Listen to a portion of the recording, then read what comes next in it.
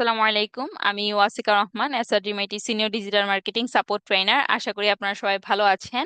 আজকে আমরা দেখব কিভাবে ক্রোমা কি এর মাধ্যমে ক্যাপকাট থেকে যে কোনো ভিডিওর গ্রিন স্ক্রিনটা রিমুভ করতে হয় বা ব্যাকগ্রাউন্ডটা রিমুভ করতে হয়, এবং কিভাবে যে কোনো ভিডিওতে একটা অবজেক্টের ব্যাকগ্রাউন্ডটা রিমুভ করবেন ক্যাপকাটের মাধ্যমে, আমরা সেটাই দেখব। চলুন শুরু করা যাক।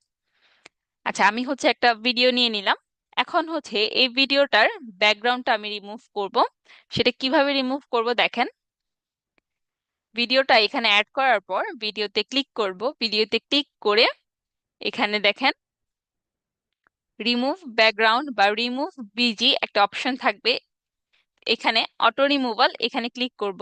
ক্লিক করার পর দেখবেন আমাদের ভিডিওর ব্যাকগ্রাউন্ডটা কিন্তু এরকম রিমুভ দেখাচ্ছে।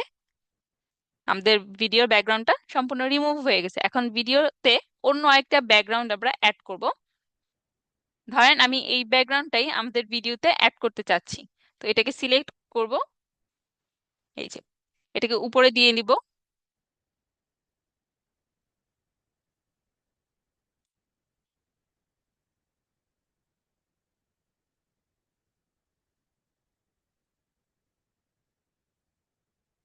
আমরা যেই ভিডিওটাকে উপরে রাখতে চাই সেটাকে উপরে নিয়ে আসবো, আর যেটা ব্যাকগ্রাউন্ডে থাকবে সেটাকে পিছনে দিয়ে দিব।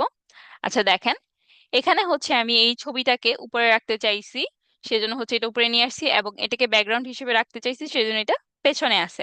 আর এটার ব্যাকগ্রাউন্ডটা কিন্তু আমি রিমুভ করে নিছি। এখানে দেখেন ভিডিওতে সিলেক্ট করার পর একটা অপশন আসবে রিমুভ বিজি নামের, এখানে ক্লিক করে অটো রিমুভালে ক্লিক করবেন।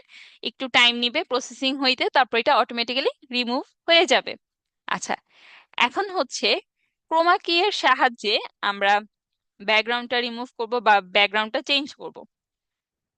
তো আমি এই ভিডিওটা ডিলিট করে দেই। এখানে আমি নতুন করে আরেকবার অ্যাড করি, এই যে এটা অ্যাড করলাম। এখন আমরা রিমুভ বিজি এই অপশনে ক্লিক করব। ক্লিক করার পর এখানে দেখবেন ক্রোমা কি একটা অপশন আছে, এখানে ক্লিক করব। ক্লিক করার পর কালার পিকার অপশনে ক্লিক করব। তারপর এখান থেকে আমরা কালার পিক করে নিব। আপনারা যে কালারটা রিমুভ করতে চান তার উপরে এরকম নিয়ে আসবেন, দেখবেন এটা রিমুভ হয়ে যাবে। তো আমরা এখানে ক্লিক করব। ক্লিক করে ইন্টেন্সিটি এটা একটু বাড়িয়ে নিব। তাহলে দেখবেন এই যে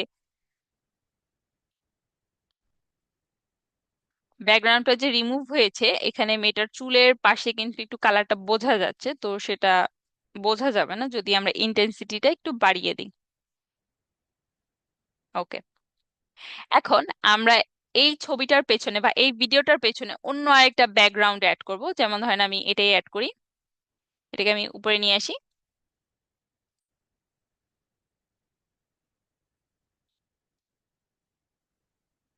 এখানে ক্রোমা কি এর মাধ্যমে কিন্তু আমাদের ব্যাকগ্রাউন্ড রিমুভ হয়ে গেছে।